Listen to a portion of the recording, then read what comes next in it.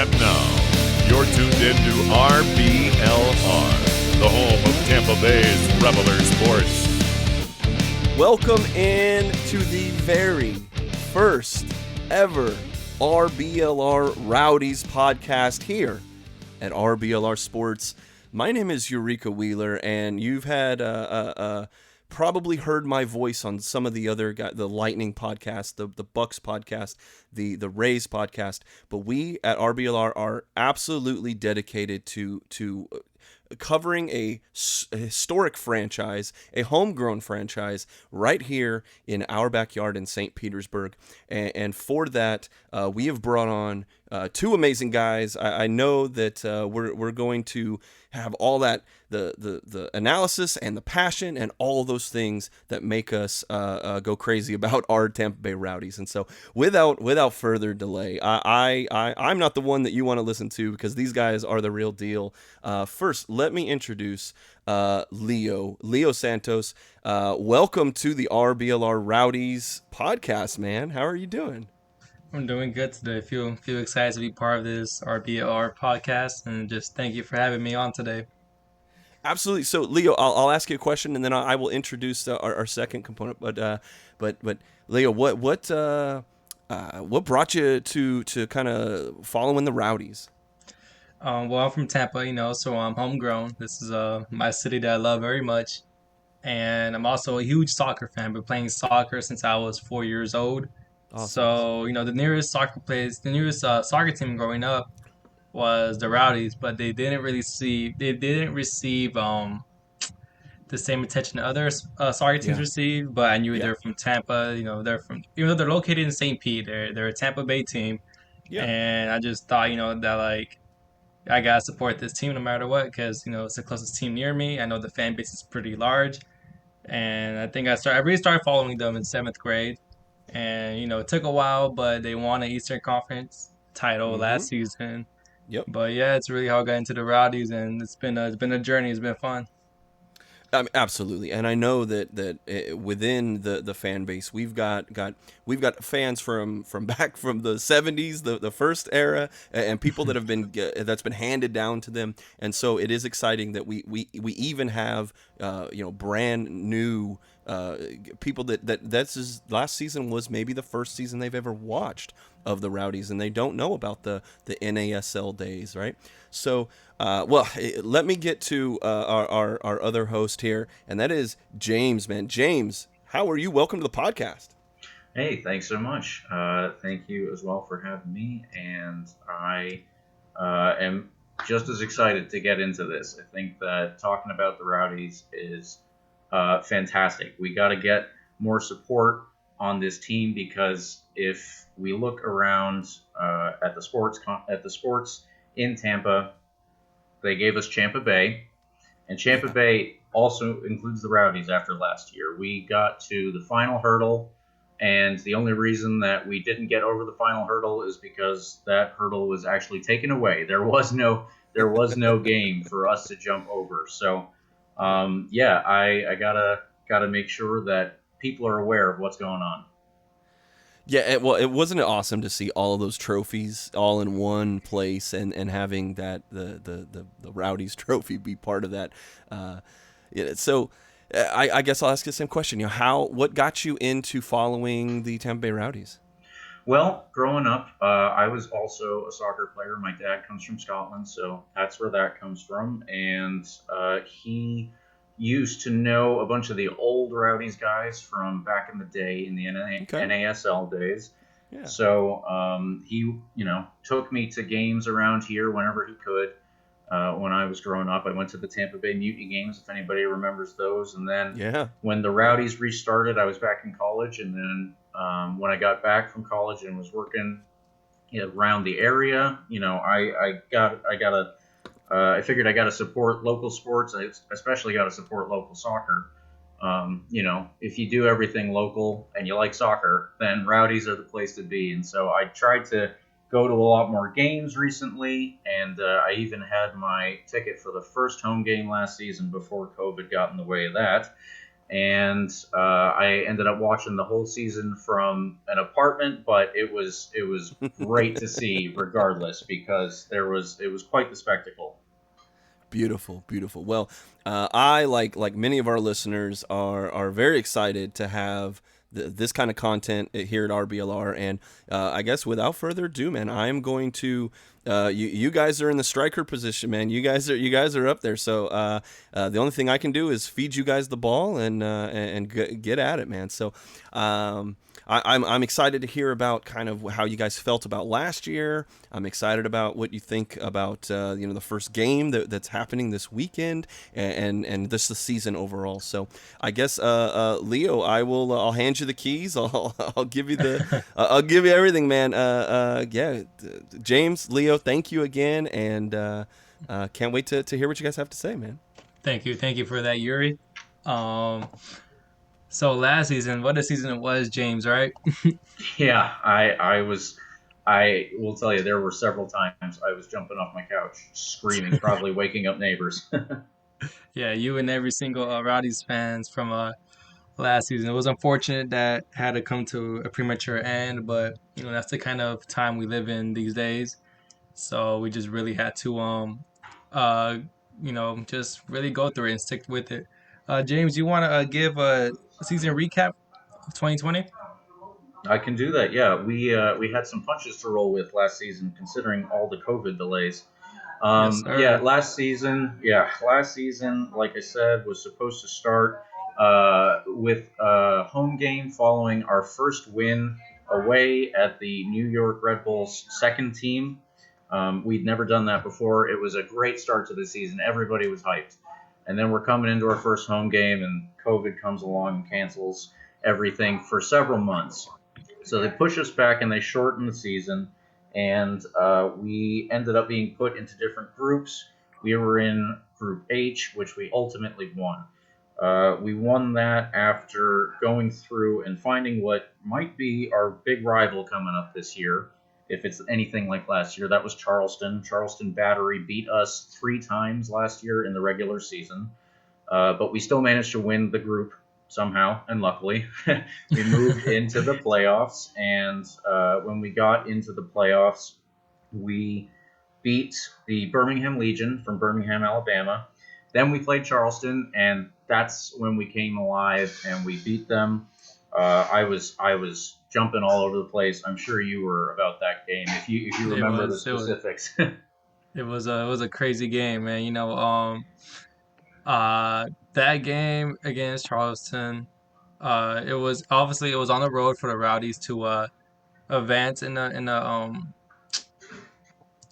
Eastern Championship, and I believe the final score, it was a very close encounter. I believe the final score was 1-0.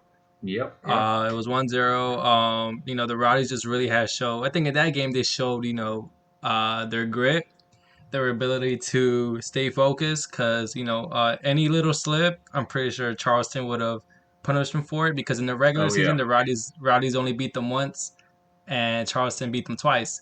All games close encounters, just like the playoff game. And it's crazy because in the regular season, the Rowdies had 10 wins, 3 losses, and 3 ties. And 2 of those 3 losses, like I said, it came from Charleston. So I understand why you made the point of this Charleston are the Rowdies' biggest rivals right now. Yeah, they will be in our group again this year, so I guess we have that to look forward to, or not, depending on how you look at it. But I'm hoping that we do a little bit better during the regular season and maybe keep them even out of the playoffs. But yeah, when we beat them last year in that close game, as you said, we went on to Louisville, and Louisville City was top of the Eastern Conference. It was a nail biter going in because honestly, I didn't think that I wasn't sure how we were going to do. It was Louisville are supposed to be the Eastern Conference giants, according to all of the pundits out there, all of the bettors out there. That's what they were saying. But you know what? Who cares about that? We went there and we still beat Louisville. We had a fan group of, I don't know, maybe 20 to 30 people who went up there and got to see them beat Louisville in their own stadium, which they had just opened, by the way. That was Yep. quite the night. That was quite a night for them to open that stadium and lose. But it felt great. It felt so good watching that. Yeah, and Louisville actually had a better record in the regular season than the Rowdies. They had 11 wins, 3 losses, and 2 ties. They had the same amount of losses, but they had an extra win. So I guess that gave them the reason for pundits to predict Louisville, getting past the next round instead of choosing the Rowdies, and ultimately ended in the Rowdies winning, and also winning the Eastern Conference title. And that was, Yep. I think that was the second time the Rowdies reached the postseason, and I think they've really come a long way. Because I remember when I first watched them in 2013, 14, they were still in the NASL, and they weren't really a team that feared other teams, if that makes sense. They were just known as either a team that was in the middle of the table or in the lower of the table. But now, the tables have turned, and I can't express enough how Tampa has literally changed into Tampa Bay because, you have all these other sports teams that are winning trophies. And, you know, it was like destined for the Rowdies not to miss out on winning trophies in Tampa. And they, ultimately, like I said, won the Eastern Conference title. Yeah, exactly. Um, That's a great way to put it. and I want to ask you, James. You made a point that Charleston is the biggest rivals right now. Would you say that they're ahead of Miami being the biggest rivals for Rowdies? Because I know in other leagues like in the European leagues or even MLS leagues, usually a team's biggest rivals are the teams in the same city, same state, or closest to them. Do you still believe that Charleston is the Rowdies' biggest rivals instead of Miami? So yeah, this year is looking a little bit different. Miami last year was a bit of a pushover, and I hope there are some Miami people listening. But they were not a top team. They had a little bit of dysfunction, even getting the rights to their own team name. That doesn't look great for any organization, but they appear to have at least pulled it together a little bit more. I think they are no longer the Miami FC. I think they're actually Miami FC, so kudos to them there. But they're looking a little bit stronger this year, certainly. They've made some more signings. They've probably got some Miami money going into it, and they should have some better players looking forward this year. Now, I don't know if they will be able to challenge Charleston, though, because Charleston did seem to have a good group last year, obviously. Like I said, they held us pretty strong and pretty close to the end in the group that we were all in. But I think that the turnover that they had is pretty minimal, the way that it looks. So they should still be a pretty good team. It just comes down to whether or not we were able to get stronger over this postseason. Yeah, I agree with you 100% there, James. So yeah, overall, the Rowdies, they had a memorable season last year, and I think something to point out is that despite a pandemic and all that stuff, when the league eventually resumed, there were still fans, although they had to be socially distanced and stuff like that, and limited capacity. Fans were still willing enough to go to these games and still support the Rowdies.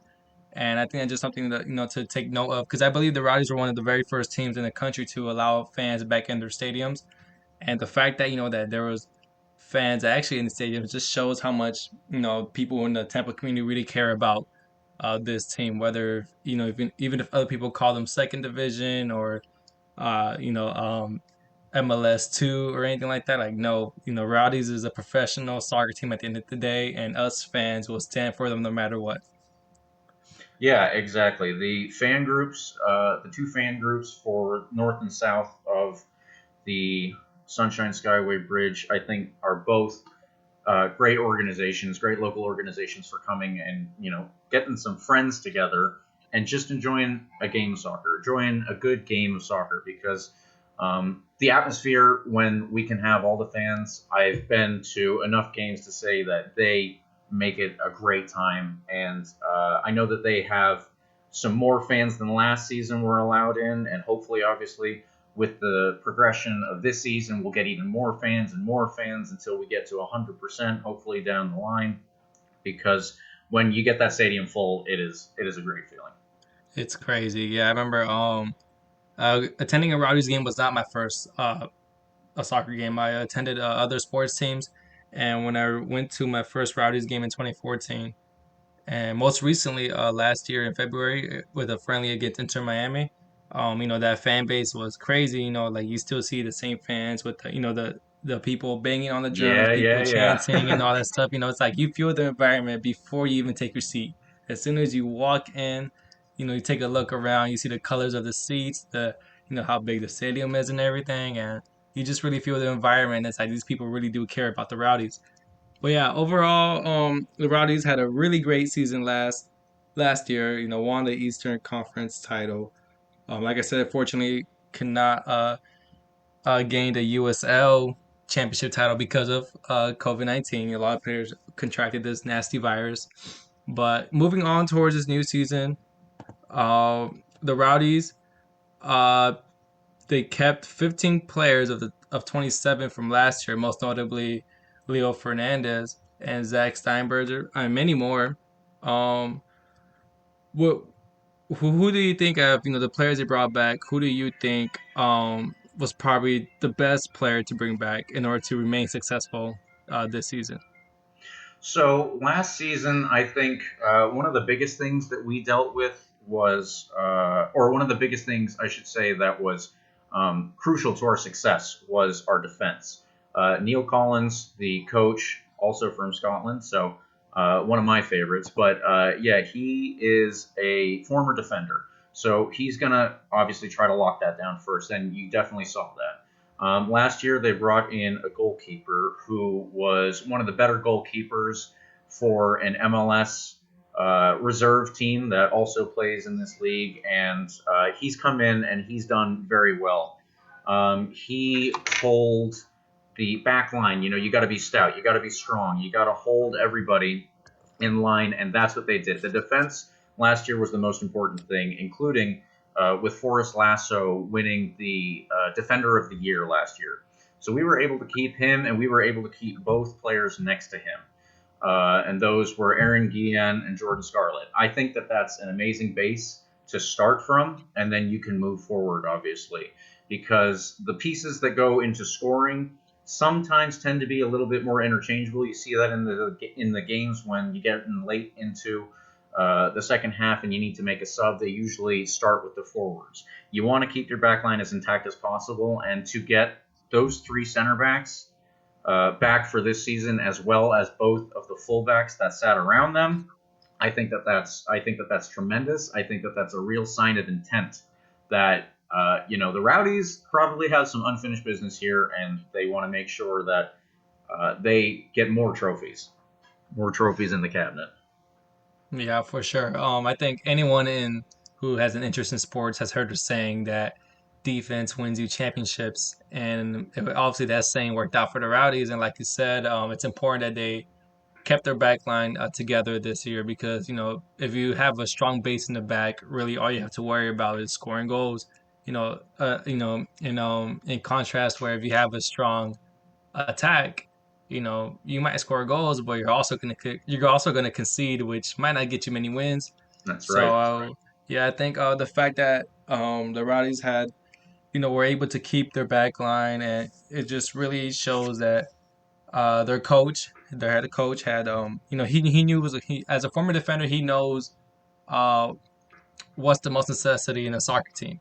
And as long as they have that back line, they could prioritize other positions to where, which players can we sign or, get back for the new season to maybe even get us more goals than we scored last year, so we could reach that same level that we did last season. And as far as their new signings, it looks like they're, looking ahead in the future. Most of the signings are fairly young.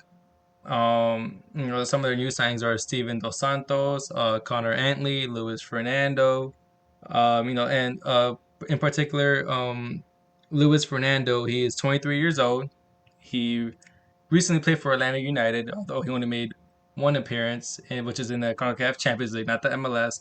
But before that, he played with Atlanta United too, their second team, and he had 2 goals and 4 assists. And he, like I say, he's only 23 years old. So what these signings are showing me is that, they want to bring in players, although most of them are on 1-year contracts with an option for another. They want to bring them in and see if they can make a difference in their first years. Because, like I said, they're still young. The worst case scenario, they don't work out, and they're only on 1-year contracts, and they're young. I think with these players that they brought in, they're looking ahead like, okay, we can win a championship, but how can we, not make a one season wonder, and how can we make it to where we'll win it this year, we'll win it next year, we'll win it again next year? Like, how can we remain a competitive team in USL? And I just think a lot of fans should be optimistic about these signings. And what's crazy is that most of these signings, they have had like previous experience, previous, outstanding seasons, which is, kind of, and I guess I would say it's kind of impressive because, for example, Matthew Cerbelli, 22 years old, right? He played for Toronto's second team from 2017 to 2019. Now, if I'm doing the math, this dude is 22 years old, and he started for Toronto's second team in 2017. So that's about 4 years ago. 4 years ago, he must have been 18. So he started playing professional soccer at 18. He was a top scorer for that team in 2018 with 4 goals, and also led the team with most assists. So when you bring in players who have experience already, it gives you a reason to believe that they're going to perform immediately on the field. Yeah, that's exactly right. Yeah. So what positions do you believe that the Rowdies need to address most in this upcoming season? Well, this season, like I said, I think that the back line is looking good. So ultimately, that means that moving forward is where you got to start to look to maybe fill in some possible deficiencies. And I only say possible because as we went over, the Rowdies got to the USL Championship game and then had the whole game ripped away from them. Not the trophy, but the game itself. So when you're looking at that and you have 15 players from last season that are holdovers, then you're obviously looking like you're starting with a good team. What we might have a little bit lacking is some play moving up the wings. So we've got those 2 fullbacks playing outside for the defense, and then moving forward up the line, we did lose one player there who contributed a fair bit. That was Malik Johnson. But I think players like the one you mentioned, Matthew Cerbelli, and some others as well, Luis Fernando, these are players, as you said, that were right on the cusp of playing in the top division of soccer in America. And if that's where they're playing, I think that that's a really good. I think that that's a really good indicator of where they can play in this league. We have a really solid spine in front of the defense based on last year and based on another player who came in who was right on the cusp of being an MLS regular. That's Lawrence Wyke, also from Atlanta United. So just maybe bringing together some more connected attacking play might be something there. But I think if we're doing a full preview of this season, it's gonna come down to how they can connect in the attack. How can they get the strikers into the game, and how can they try and give them some space to get some shots off? That's what I'm looking for. Some possible improvement from last season. Yeah, I agree. Because it's like you could bring in all these pieces together, but you need to find players that play best together, not the best players, and put them on one team. Because if you have that, you're going to create all sorts of problems for yourself. You're going to have players who maybe want more attention than others, or want to be more stingier than others. And I just want to mention two other players. First one, Deon Harris, 23 years old, played for the Riyadh Monarchs. He made 14 appearances with that team, and he was the 20th pick in the 2020 MLS Super Draft.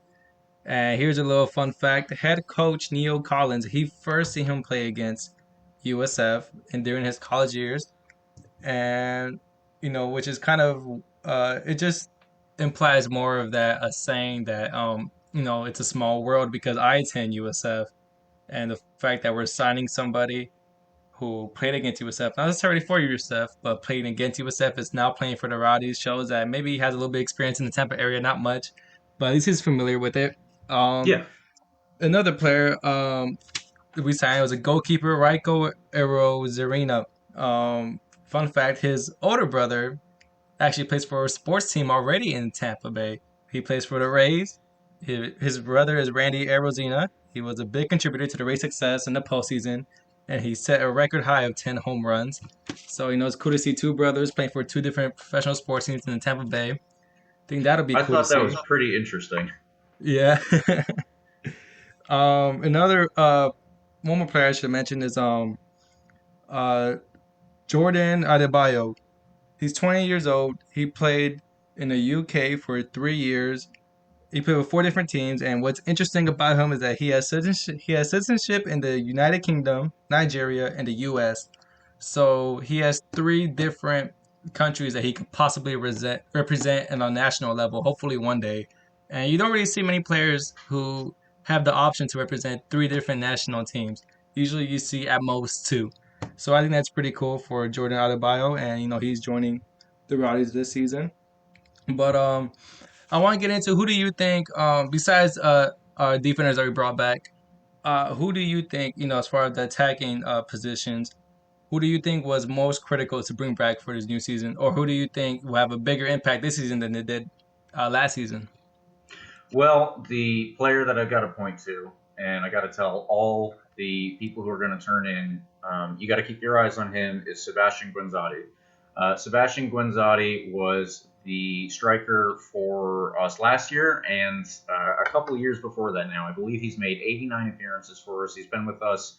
I think he's one of the longest tenured players we have right now, along with Leo Fernandez, who should have the exact same number of appearances, if I'm not mistaken. But Sebastian Gunzadi is a known quantity in this league. They are getting a quality player anytime that he steps on the field, and he is he's very good at finding some space for him just to get a shot off.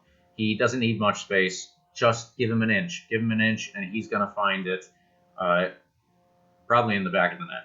But yeah, I would say get Sebastian Gunzadi, a little bit of room in the box, get some players playing off him so that he can find that. He's definitely one of the most important pieces for us to get back. I agree with you 100%. One player that I have my eye on that we brought back is Leo Fernandez, and I'm pretty sure most people know who he is. He's a fan favorite. He's a really good winger. He knows how to take on players, knows how to score goals or provide goals. In the 2020 season, he had 5 goals, which is pretty impressive. He had 5 goals and 3 assists in the 2020 season in 17 appearances. And although he was sometimes used as a role to either come off the bench late or even start the game, I feel like every time he entered on the field that he raised the energy in the game. What I'm trying to say is that when he stepped on the field, players knew that they had to up their game so they could play on the level that Leo Fernandez is capable of playing. And I remember watching some games on ESPN Plus last year, specifically in the playoffs. Whenever he would enter the field, you would hear a large chant from the fans and just cheering his name. And I just think that when you have a player like that in your locker room, whether he's playing or he's on the bench, as long as you have a player like that who can inspire the team to play at a higher level throughout any point in the game, I think it's very crucial that you bring this player back, because you don't want to lose, someone like Leo Fernandez, who knows the club very well, who loves the city of Tampa, the city of St. Pete. And I just think someone like that, as far as keeping the locker room a fun place, keeping the locker room, a place for players to be happy, I think it's very important you keep a player like that, like Leo Fernandez. Yeah, I am also a big fan of Leo Fernandez. Over this postseason, I should say, we were, watching the Rowdies announce who they were re-signing and who they were bringing in and all this stuff. And I was always wary until they got Leo. Like, come on, where is he? Where is he? You got to sign him. Yeah, he came in, I believe the same year that Sebastian Gunzadi came in, and I think that both of them came from the same team, actually. They're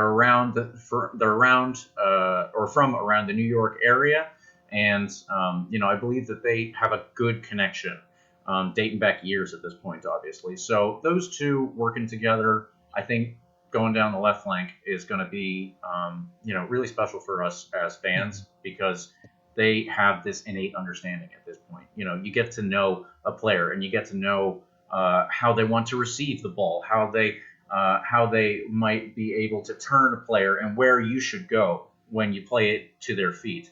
All that kind of stuff. Those two know that for each other. They know them. They know each other inside and out. And what more could you ask for if you can bring two players like that back? Exactly. Yep. 100%. Quickly, another player I want to mention is Juan Tejada. He's a really good young player, and I think he's an example of how young kids in Tampa Bay area have the potential to play for the Rowdies because he played for the IMG Academy. He's from the area, and he's representing the Tampa Bay Rowdies. And most recently, I'm pretty sure you're aware of this. He received his first call up to the Panama national team. And I think it's just really cool how far the Rowdies have come to where now they have players who are players who represent their national teams.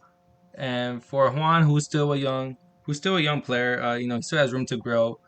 But I believe the more games he gets in, he's very energetic. He's very quick. He could take on defenders 1v1. He could also score and provide assists. But like I said, I believe he's also a fan favorite. I believe he's a player in which maybe kids who are fans of the Rowdies look up to because maybe they're thinking that one day I could be Juan Tejada one day, playing for the Rowdies. So I think bringing him back, adding more firepower to that wing, as if the depth there wasn't enough already. We just have Juan Tejada there. I just think he's gonna have a great season. Hopefully, he has a great season, and he's one of my favorite players because I remember watching him when he first entered the team, how he just caught my eye. Then he caught my eye more than any other player. I want to get into. Oh, you go ahead, James. I was just going to say he's got to be a big pickup this season. A fan favorite, as you said. He's got the giant hair. You can't miss him out there.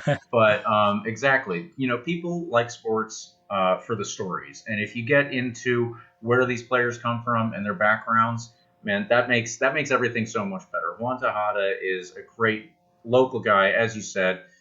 He even, went to college around here. Like, how much more local could you get? And he played his first game for the Panama national team against the U.S. So, luckily for me, the U.S. won. But I think that's just a great little story for fans to know about Juan Tejada because he's a really cool guy to get to know, at least from a fan perspective. I wish I could say I knew him in person.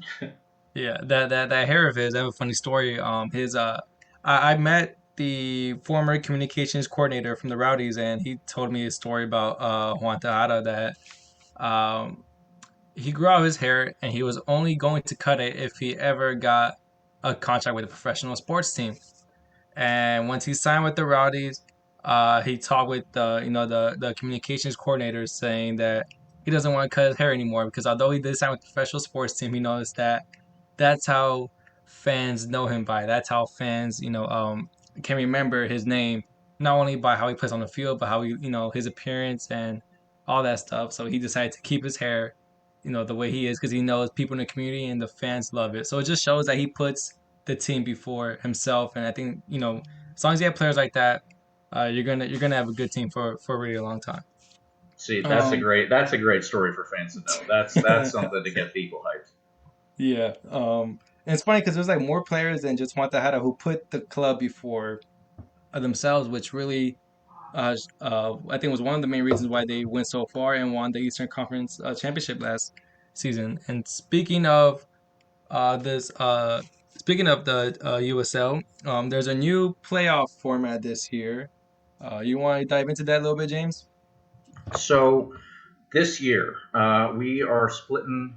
And by we, I mean the USL, obviously. They have split the league into 4 different divisions. There's the Atlantic Division, there's the Central Division, there's the Mountain Division, there's the Pacific Division. We are in the Atlantic Division, and with that, we have those close rivals of ours, Charleston.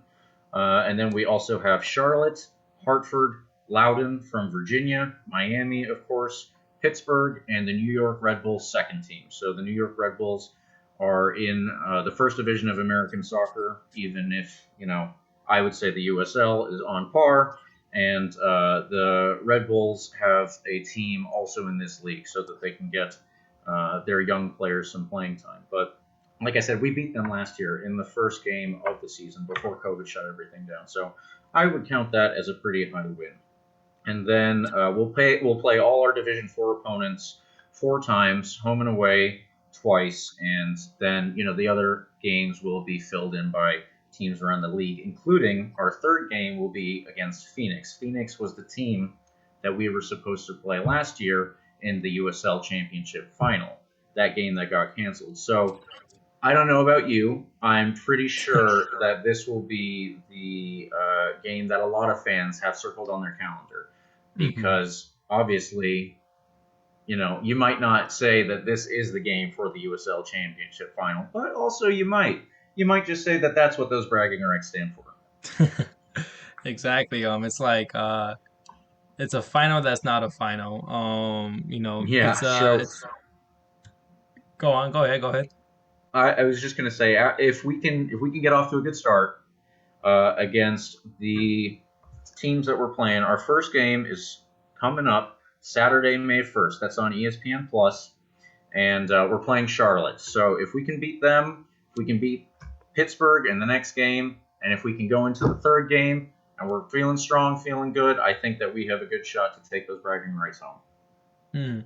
Yeah, I agree with you. And going back to that game against Phoenix Rising, real quick, it's a game in which many people are gonna be looking at it as a what if game. What if this was a championship? How would it turn out to be? What would the result be? So I think that's getting a lot of fans, both from the Rowdies and Phoenix, to be excited about this one game. Although ultimately, like you said, it's not the championship, but I'm pretty sure these two sides are their fans from these two sides are gonna look at it that way.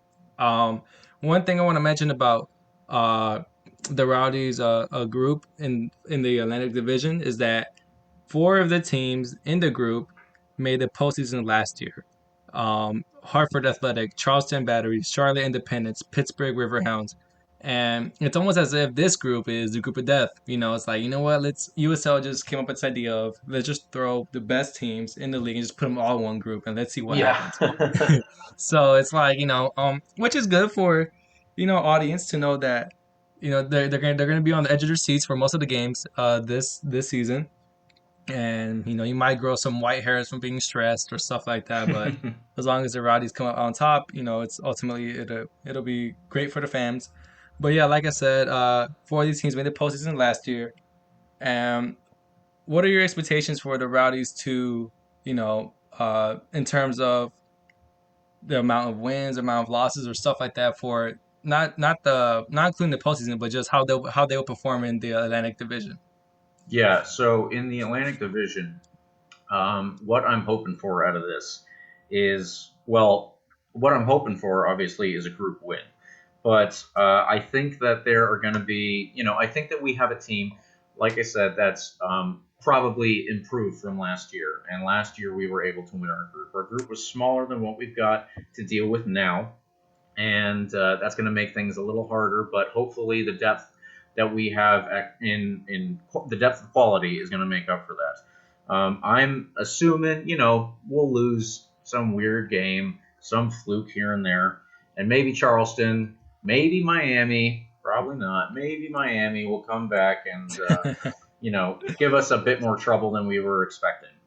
I'm hoping that we will have gotten over our jitters from last year when it comes to playing in South Carolina, but I guess we'll have to see.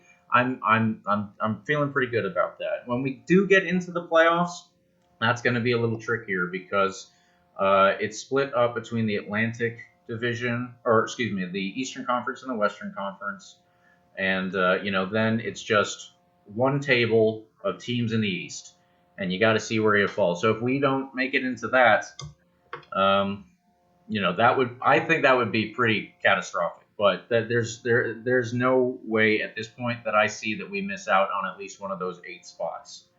And that's going to come mostly. The bulk of our games are going to be this Atlantic Division set of teams. So I think that getting into those 8 spots for the playoffs we should do that. We should definitely do that, and we should definitely be up near the top. I agree. And you mentioned how that of course Rowdies are gonna have those fluke games or one of those games where it seems as if nothing's gonna be working out for the Rowdies, whether it's missed chances or silly mistakes, and unfortunately they will lose some games. But I think on the bright side of that, they're not playing uh lower level teams. Most of the teams in the group are teams that, like I said, made the postseason last year. So it's like they're going to be on their A game every single week. And when it comes time for the playoffs, when they do qualify, which I think they will qualify for the postseason, they already have the mentality of playing a high level team because, like I said, most of those teams are already in their division, so they won't have to worry about, just because we beat these low level teams, we got this. They know, they'll already be going through the difficulties of playing these better teams in USL because of their division. So I think that's a plus for the Rowdies. Could also be a plus for the other teams. But ultimately, I am predicting that the Rowdies will finish on top of their group because, like I said, they brought the majority of the most important players back from last season. And as far as the playoffs, that's the thing about playoffs, man. They're a son of a bitch because you just can't really predict them. It's like, you just need one bad game. You just need one bad day. Ask Lamar Jackson with the Baltimore Ravens. You just need one bad day and you're out. But if we're excluding bad days, I believe they have the potential to reach the same stage again because, like I said, most of their defense is back. They signed, young players who from their stats are showing a lot of promise that they will perform and make an impact with this team. And yeah, do you have the same predictions, James, or is yours a little bit different than mine? Yeah, no, that's exactly where I am. They should be in the playoffs. They should be, if they get into the playoffs, it will be because they have won a lot of these games in the Atlantic Division, and as you said, those are going to be good games. So you gotta build yourself up by playing the best teams, and if they have the ability to beat all these teams to get themselves into the position where they make the playoffs, and that means they will be that much better for it. And if they do go through, then they should be pretty well through to another shot at this. We should get I think right up to the exact same level. I would certainly I would consider it a failure if they didn't make the Eastern Conference final. That's just me. But if they didn't make at least the Eastern Conference final again this year, I would be upset. And then, if we go on to the final, we have as good a shot as we had before, if not better, with this team that we've got going on. It's just gotta, it's gotta build on momentum because it's going to be a bit of a shortened season. And I think the best thing that we can do for this, obviously, is we go in and we win our first game. We start with, a good, strong win. Our first game coming up here, like I said earlier, is this Saturday. It's May 1st. We'll be on ESPN Plus if you have that, and if you don't, I suggest you get a subscription. It's very cheap. It's not too bad, and you can watch every Rowdies game this season. So we'll be playing Charlotte and going over the Charlotte roster. I don't know if you did, but their roster didn't seem entirely full to me. They have, a couple of players to possibly look at, but it didn't actually look like it was even, a full complement of it wasn't the full number of players that you can sign to a team within this league. So I'm just not sure, where they're going to be come this first game. Yeah, and that's never a good sign whenever you don't have a complete roster because many factors could play into that.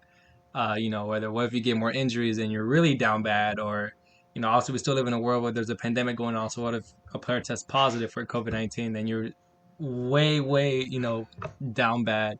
So obviously that's a pro for the Rowdies that the Charleston does not have a full roster. Well, like the maximum roster. But maybe there's something behind the scenes going on in Charleston that we don't know about. But I guess that's a possibility. Yeah. In terms of last season, the Rowdies, like you said, it's the first season of the first game of the season is at home against Charleston, and last season we beat Charleston 2-0 at home, and unfortunately we went on to lose the other two games to Charleston Oh, I just by wanted one to goal. say it's. I just wanted to say the first game's against Charlotte. Charlotte, okay, there we go. Yeah, Charlotte, yeah. Um, maybe what we see right now is that they don't have a complete roster, so it might work out for the Rowdies, but the Rowdies really can't let that get to their heads. Maybe the coaches know about that. Of course, in the press conference, they won't say anything about that, but maybe I feel like the Rowdies should not get over their head if players or coaches know that the other team does not have a complete roster, because that could really affect the mentality of the players and the coaches in terms of will they take this game seriously, or will they not play at the level in which they're capable of just because the other team is not as prepared as the Rowdies are. That's right. Um, Yeah, they got to make sure that they are in this game from the very first minute. So they got to go full focus. This is the first game of the new season. As one of the administration for the Rowdies said in an interview recently, last season is done. It's done. We can't look back there right now unless we're looking for records. But we can't look back there right now because it doesn't mean anything for this upcoming season. We got to come out fully focused, and I'm hoping that the players will do that. The Charlotte team has, I would say, 4 key players that they might look to. So Major League Soccer is the tier above the USL Championship again, and there are 2 players at Charlotte on loan from MLS teams. There are also 2 players who were drafted early out of college. They did not complete all 4 years of their eligibility, and they have signed to play with Charlotte, but I don't think that those 4 should pose enough of a problem for the Rowdies to, stumble at this stage. Yeah. As long as we said, as long as they come out with no, expectations about what this game should be based on what Charlotte looks like at the moment. We got to come out there again. Just today is the game. Nothing else matters. Focus on beating the team in front of you. That's all you can do. Exactly, and now is the moment everyone's been waiting for, James. Your predictions for this Saturday's season opener for the Rowdies, should I say?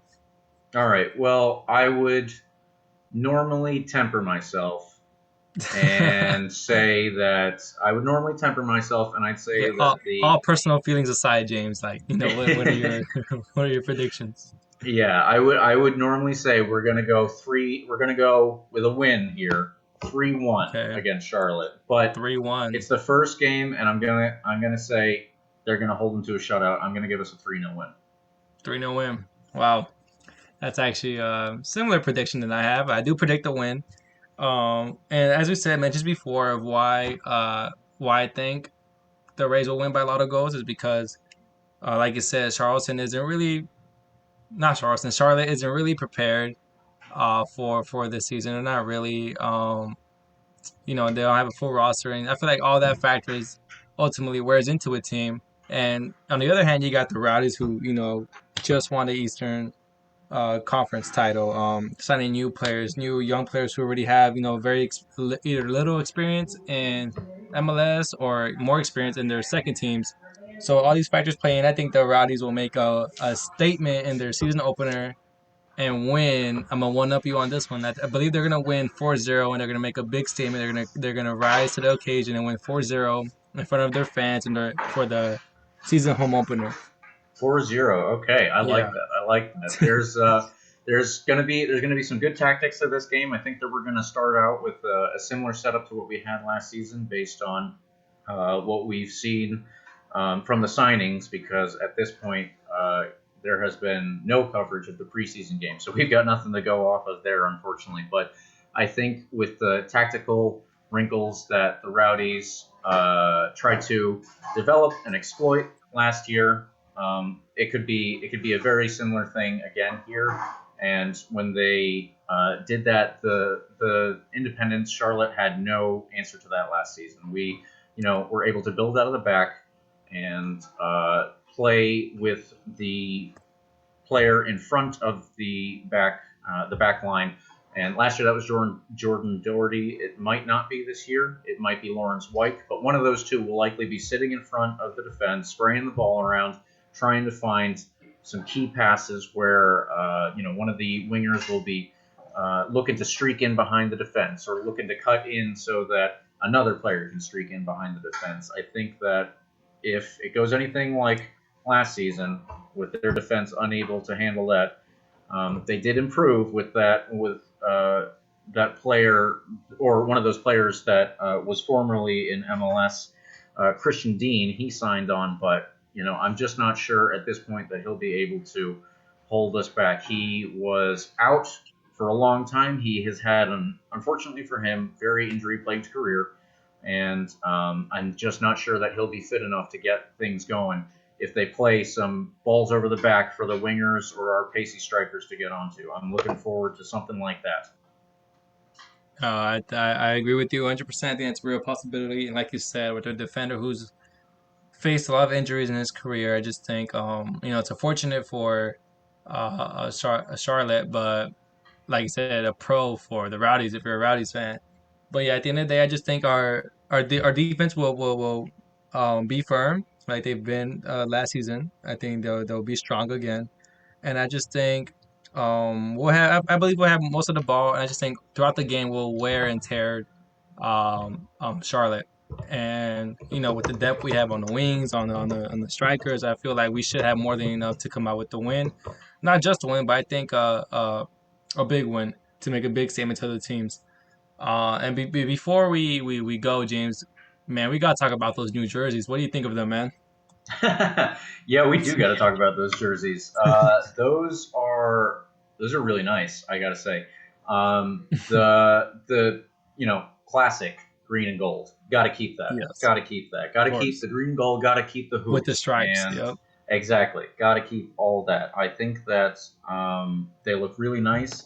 I was unable to get a jersey last season, and that was not okay with me. I was unhappy when it was Christmas Day and no jersey was under my tree. So I'm going to be looking to get one of these ones certainly. Yeah. And for the away jersey and the third jersey, I think that the all white kit that they've got looks pretty. It's classic, you would say. But then they've also got that collar coming back and the new crest with the old with the mustache representing the old Rowdies mascot from the NASL days. I think that's really cool. I hope that brings the fans in. I hope that they're like, what's this crest about? What is with the mustache on everything?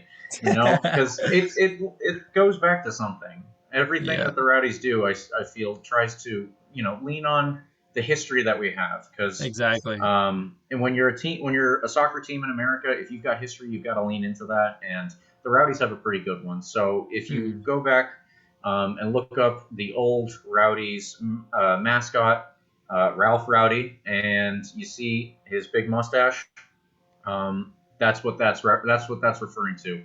So I think it's pretty cool. And then there's also the neon. I'm not a particular fan of the neon, but I know somebody who is a big fan of the neon. So it's a good set of jerseys. It's going to be very flashy around the league, is what I would say.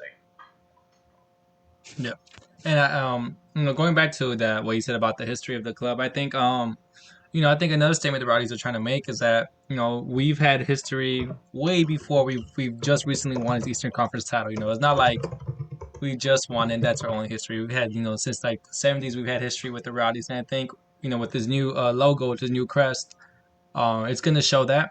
It's going to show new fans or fans that are just joining the past couple seasons, or even last season, that we do have history. And we're not afraid to show it, and obviously they're not because it's on the crest. But of all the jerseys that came out, I have to admit that third kit is probably my favorite one. That solid That solid yellowish greenish jersey. It just looks, man. It looks. If I was in the opposing team, I would be intimidated. I would just want to forfeit the game right away. Yeah, my dad would always tell me growing up that the player that had the bright neon boots, if he didn't show up and if he wasn't the best player out on the field, that was kind of an embarrassment. So if you're wearing that bright neon like the Rowdies are going to wear, and I think we'll live up to this, you got to be the best ones out there. I think we'll live up to that. And the other thing about the crest is they have the number 75 and 10 on either side of Mr. Mustache there, and that's for they said the year 1975 and then the year 2010. The first year when the Rowdies were started in the old NASL, and then 2010, the year that the Rowdies came back. So they're trying to bridge that gap, literally on the crest with the Sunshine Skyway. I think they covered every base they could literally hit. It's really cool for the fans to see that kind of stuff, to see that nod to the history, and to know, this is a bright future that we're leaning towards as well. And man, props to these people who designed these kits. Props Yeah. And like you said, like this should be very exciting for the fans, and it just shows that we're heading in the right direction. Usually when people win the title, it's like we've done it all. We have nothing left to prove. But with Rowdies, and that goes for any other team in the Tampa Bay area, that they only want to get better. They're always hungry. They know they could do more than what they accomplished last season, whether that's making the finals or winning a championship. They know they can do better, and they want to do better. And, even if it's little or something as making new jerseys, it just shows that Rowdies are heading in the right direction. But that's going to do it for this episode of RBLR Rowdies. James, is there anything you want to say to people before we go? Just, make sure to tune into this game. This is the first game of the new season after we should have won the whole thing. And you got to get off to a good start. We got to have as many fans supporting the team as possible to do that, because even if so many people are allowed in the stands, I'm sure they get these numbers at some point along the way. They know who's following. They hear it. They see it on social media. All that stuff. The players, the coaching staff, they want to know that we're out there, and they want to know that we're following them to the end. Exactly. As always, follow us at RBLR Sports on Instagram, Twitter, Facebook, you name it. You can follow me on Twitter at _Leo Santos __. And James, how can these people know more about you? Well, like you said, definitely subscribe to the podcast. That's what I would, the podcast on those different platforms, like you said. If you want to follow me, for whatever reason, I am at Future Spur. That is a nod to my youth days when I thought that I was going to be a professional, but that obviously didn't work out. So now I got to talk about the players who did make it professionally, and we might need to change that so that it's so that people don't know my secret dark past. But yeah, like and subscribe our podcasts on Spotify, Apple, and Google Podcasts. We will be on YouTube and other major podcast platforms as well. So we want to thank you guys for listening. We want to get you to tune in next week when we have the first results of this exciting new season to talk about. And hopefully a good 3 points in the bag for the rest. Thank you for tuning into this presentation by RBLR Sports. On your way out of the stadium, please remember to like and subscribe.